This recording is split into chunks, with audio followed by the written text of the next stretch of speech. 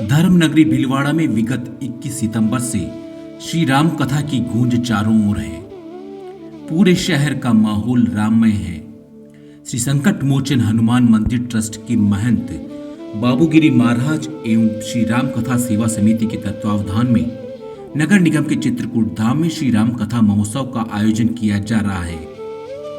पश्चिम बंगाल के कोलकाता में रहने वाले ख्यातनाम कथावाचक राजन महाराज देश के विभिन्न क्षेत्रों के साथ साथ अमेरिका, सिंगापुर, ब्रिटेन, मॉरिशस जैसे कई देशों में श्री राम कथा का रसपान भक्तों को करा चुके हैं। बिहार में सीवान से एक ब्राह्मण परिवार से आने वाले धार्मिक उत्साह से भरे माहौल में पले बड़े मैथिली, भोजपुरी भक्ति गीतों को अपनी मधुर आवाज देने वाले राजन महाराज की प्रारंभिक शिक्षा सरकारी स्कूल में हुई। विक्रम विद्यालय हावड़ा से 12वीं तक पढ़ाई करने के बाद स्कॉटिश चर्च कॉलेज कोलकाता से बायो में स्नातक किया। वह भी दूसरे बच्चों की तरह डॉक्टर बनना चाहते थे, लेकिन भाई के साथ मिलकर बिजनेस में जुड़ गए और कुछ समय तक रेलवे की बैग बनाने की फैक्ट्री चलाई। 2008 में विवाह के बाद 26 अक्टूबर 2009 को सभी को छोड़ छाड़ कर आध्यात्म से जुड़ धर्म व भक्ति के मार्ग पर निकल पड़े। उनके गुरु राम कथा वाचक प्रेम मूर्ति पूज्य संत प्रेम भूषण महाराज के कहने पर शुरुआती दौर में महज 20 दिन में राम कथा कंठस्थ कर ली। गुरु की शरण में जाने के बाद उन्होंने कभी पीछे मुड़कर नहीं देखा। उन्होंने 2011 से राम कथा की यात्रा प्रारंभ की। उनकी मधुर वाणी से गाए भजनों व मार्मिक कथाओं को सुनने के लिए दूर दूर से श्रद्धालु आते हैं। श्रोताओं से पूरा पंडाल भरा रहता है। समय के साथ साथ बुजुर्ग महिलाएं, पुरुष और अब युवाओं में भी उनकी राम कथा सुनने की रुचि बढ़ने लगी है।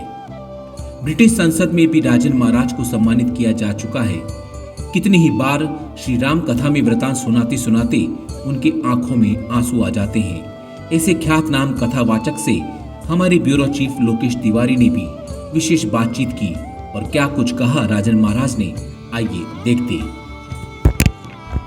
देश और विदेश में सनातन संस्कृति को धर्म के लिए प्रचार प्रसार में अभी काम में ले रहे भीलवाड़ा में श्री राम महोत्सव समिति और संकट मोचन हनुमान के जो महंत बाबूगिरी महाराज हैं उनके सानिध्य में श्री राम महोत्सव कथा का आयोजन किया जा रहा है।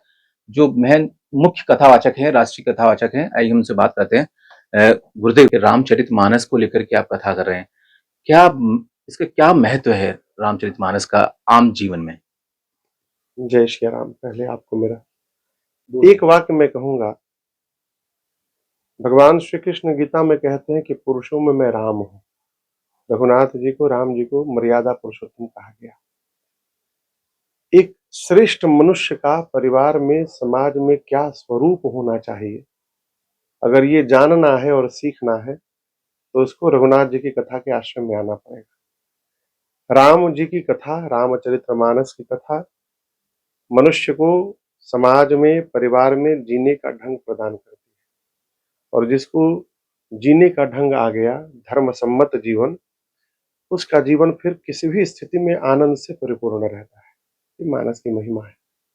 बात करें आपकी शिक्षा और दीक्षा की, आपकी शुरुआत कहाँ से हुई? मैं कलकत्ता में जन्म हुआ मेरा, भारत के पश्चिम बंगाल में, और पूरी विद्यालय की शिक्षा वहीं से प्राप्त हुई। 12वीं की पढ़ाई, उसके बाद ग्रेजुएशन में विज्ञान से मैं ग्रेजुएशन बीएससी कंप्लीट किया। उसके बाद दीक्षा मेरे दीक्षा गुरु जगत गुरु भगवान श्री चित्रकूट तुलसी पीठाधीश्वर सरकार है। शिक्षा गुरु मेरे प्रातःस्मरणीय पूज्य श्री प्रेमभूषण जी महाराज, मेरे पूज्य महाराज श्री हैं, जिनसे मैंने शिक्षा प्राप्त की, और उन्हीं के मार्गदर्शन में, उन्हीं की कृपा से मैं अब तक यात्रा करते करते भीलवाड़ा पहुंचा। अभी आपने बताया जब आपकी बीएससी ग्रेजुएशन हुई थी, एक साइंस फील्ड से होकर के आपने एक अध्यात्म को चुना, कैसे? मैंने अध्यात्म को नहीं चुना, अध्यात्म ने मुझे चुना। मेरी कोई क्षमता नहीं, मैं तो सपना भी नहीं सोचा था कि कभी राम कथा करूंगा। महाराष्ट्र की दृष्टि मेरे ऊपर पड़ी और उनके बार बार कहने से फिर मैं इस क्षेत्र में भगवत कृपा हुई तो इधर की ओर अग्रसर हुआ और आज यहाँ बैठा हूँ। बात करें रामचरितमानस की, तो ये चारों भाई का जिक्र आता है, परंतु बहन का जिक्र बहुत कम किया जाता है। लोगों को काफी लोगों को पता भी नहीं कि इनकी एक बहन भी थी। उसके बारे में आपका क्या है? अब देखिए, शांता मैया थी राम जी की बहन, उनका नाम था शांता। श्री श्रृंगी ऋषि जी के साथ उनका विवाह संपन्न हुआ था। पूज्यपाद गोस्वामी तुलसीदास जी महाराज ने राम जी को केंद्र में रखकर श्री रामचरितमानस की रचना की है। इसलिए तो परिवार में तो और भी लोग होंगे, और भी घटनाएं घटी होंगी, लेकिन गोस्वामी जी ने राम जी को ही केंद्र में रखकर पूरी कथा को विस्तार किया है। इसलिए शांता मैया की उसमें चर्चा नहीं है। अब जैसे माँ उर्मिला का त्याग कोई कम त्याग तो रहा नहीं, मांडवी मैया का त्याग कोई कम त्याग तो रहा नहीं। भाई उर्मिला मैया का क्या अपराध था? माँ जानकी तो भगवान के साथ चली गई बनी, लक्ष्मण जी चले गए, लेकिन माँ उर्मिला तो अयोध्या में बनी रही, तो उनका त्याग तो कोई कम नहीं है। लेकिन गोस्वामी जी ने उसकी चर्चा नहीं की है। तो गोस्वामी जी की ये इष्ट के प्रति निष्ठा कहिए कि वो केवल भगवान को ही केंद्र में रख करके और भगवान की लीला का चरित्र का आगे वर्णन किए हैं, इसलिए उनका उल्लेख नहीं है। भगवान राम विष्णु के अवतार थे, बाकी तीनों भाई किन के अवतार थे? भगवान कहते हैं कि मैं अपने अंशों के साथ अवतार लूंगा। हमारे पूज्यपाद गुरुदेव भगवान कहते हैं कि राम जी परब्रह्म है, राम ब्रह्म परमारथ रूपा, ये चित्रकूट सरकार कहते हैं। भरत जी विष्णु जी भरत जी के रूप में आए, शेष अवतार लक्ष्मण जी के रूप में आए, और भगवान का चक्र जो था वो शत्रुघ्न भैया के रूप में उतार लेकर आए। भगवान कहते हैं मनु जी को जब वरदान दिया कि मैं अंशों सहित आऊंगा, देवता भी जब स्तुति करते हैं जय जय सुरनायक जन सुखदायक, तो वहां भगवान कहते हैं अनशन सहित मनुज अवतारा, ले हूं दिनकर वंश उतारा। तो ये सब भगवान के अंश हैं।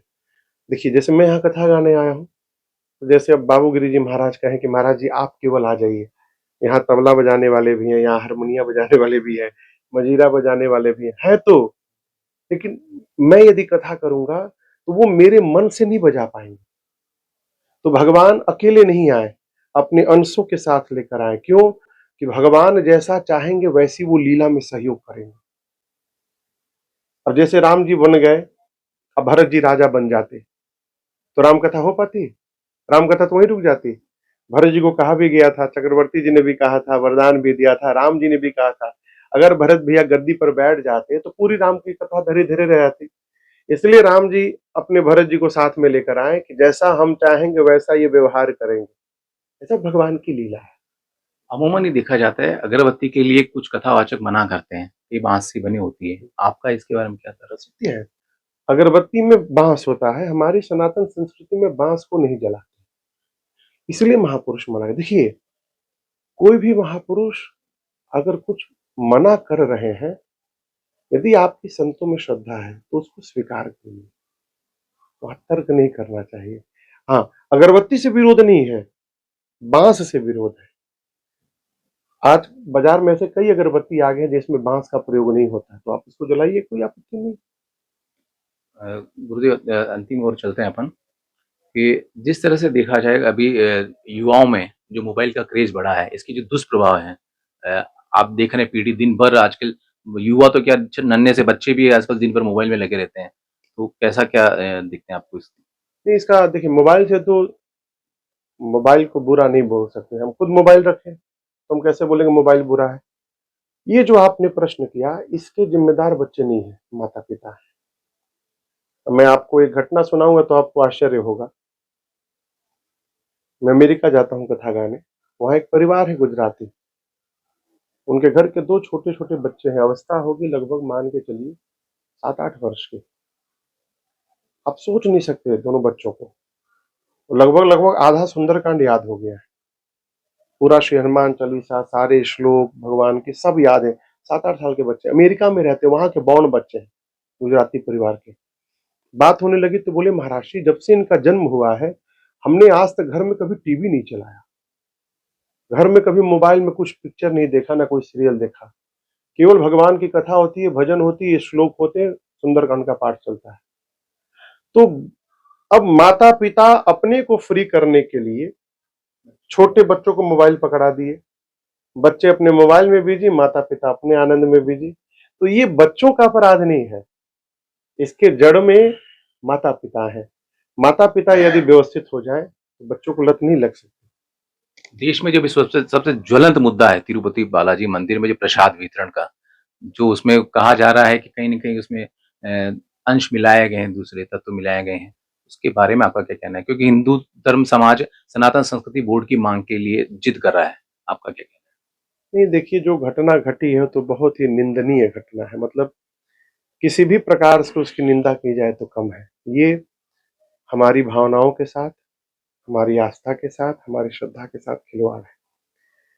भारत सरकार, केंद्र सरकार, चाहे प्रदेश सरकार, कोई भी सरकार हो, एक ये मानदंड निर्धारित करे कि किसी भी तीर्थ स्थल में वहाँ की जो भूमिका में, मुख्य भूमिका में जो भी सेवक है, उनकी उस तीर्थ के प्रति श्रद्धा हो।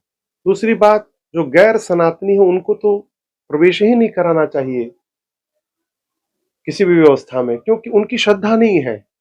हम उनका विरोध नहीं कर, उनकी श्रद्धा नहीं है हमारे धर्म में। तो जिसकी हमारे धर्म में, तीर्थ में श्रद्धा ही नहीं है, वो व्यवस्था क्या करेगा? ये तो जिसने उनको सौंपा ये भार, और गलती अपराध वहीं पर हो गया है। अब भी जगने का समय है। जो हुआ उसको कैसे शिक्षण लेके जगने का समय है। जो बोर्ड की मांग हो रही है ये बनना चाहिए, और बनने के बाद इसका भी मानदंड निर्धारित होना चाहिए कि इस बोर्ड का क्या क्या अधिकार है, कहाँ तक हस्तक्षेप कर सकते हैं। ये बहुत आवश्यक है। अंतिम प्रश्न, युवाओं के लिए क्या संदेश देंगे? आप भीलवाड़ा में पधारे हैं, भीलवाड़ा की जनता के लिए, युवाओं के लिए क्या संदेश? अपने जीवन का लक्ष्य निर्धारित करिए। लक्ष्यहीन जीवन निरर्थक है। लक्ष्य निर्धारित करिए, अपने पर विश्वास करिए कि आप इस लक्ष्य को प्राप्त कर सकते हैं।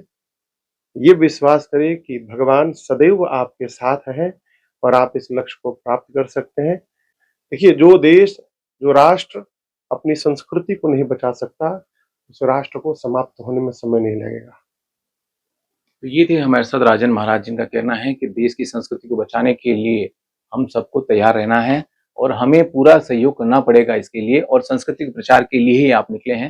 भीलवाड़ा से नवभारत समाचार संवाददाता लोकेश तिवारी।